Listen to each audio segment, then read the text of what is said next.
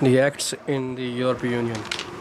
The main legal acts of the European Union come in their three forms: regulation, directives, and decisions.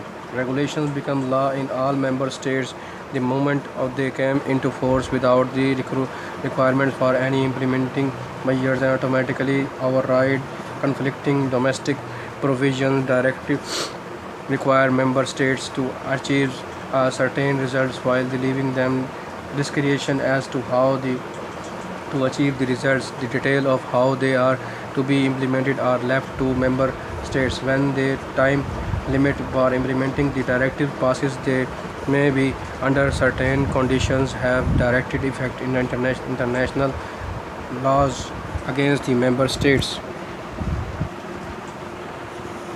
Decision offer an alternative to the two above modes of legislation. They are legal acts which only apply to specified individuals, companies, or a particular member state. They are most often used in a competition law or on a ruling on a state aid, but also frequently used for procedural or administrative matters within the institutions. Regulations, directive decisions are of equal legal values and apply without any formal hierarchies.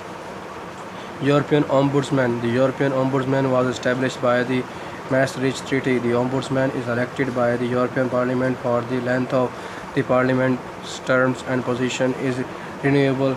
Any European citizen or entity may appeal to the Ombudsman to investigate an European Union institution on the grounds of the maladministration.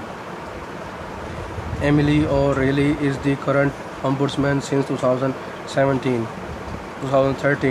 Since the creation of the European Union in 1993, it has developed its competencies in the areas of the justice and home affairs, initially at an intergovernmental level and later by the supranationalism. Accordingly, the Union has legislated in areas such as extradition, family law, asylum law, and the criminal justice.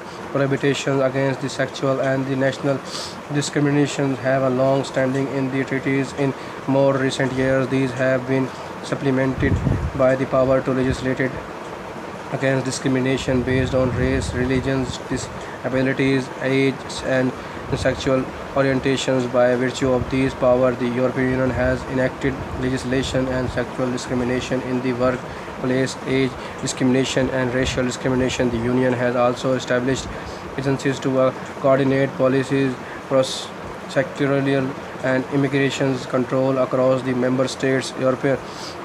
Europol for the cooperation of the police forces, Eurojust for a cooperation between the prosecutor, Frontex for the cooperation between the border control authorities. The European Union also cooperates the Schengen information system which provides a common database for the police and the immigration authorities. This cooperation had to particularly be developed with the advent of the open border through the Schengen Agreement and the associate cross-the-border crime. Foreign relations in European Union. The foreign policy cooperation between the member states dates from the establishment of the communities in 1957 when member states negotiated as a bloc in the international trade negotiation under the European Union Common Commercial Policy. Steps for a more wide-ranging coordination in foreign relations began in 1917 with the establishment of the European Political Cooperation, which created an informal conciliation process between the member states with the aim of the forming common foreign policy. In 1987, the European Political Cooperation was introduced on a formal basis by the Single European Act. EPC was renamed as the Common Foreign and the Security Policy by the Maastricht Treaty.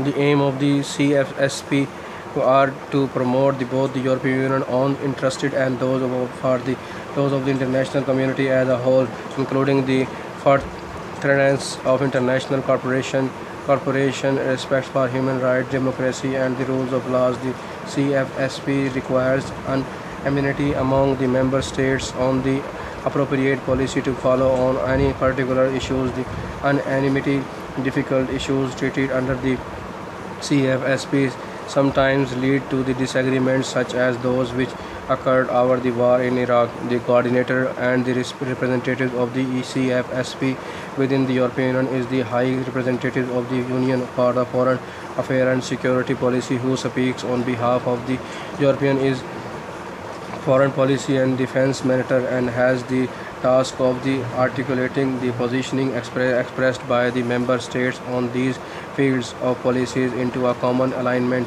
The High Representatives heads upon the of the European External Action Services, a unique European Union department that has been officially implemented and the operational since 1st December 2010 on the occasion of the first anniversary of the entry into the force of the Treaty of the Lisbon. The EEAS will serve as a foreign minister and diplomatic corps for the European Union.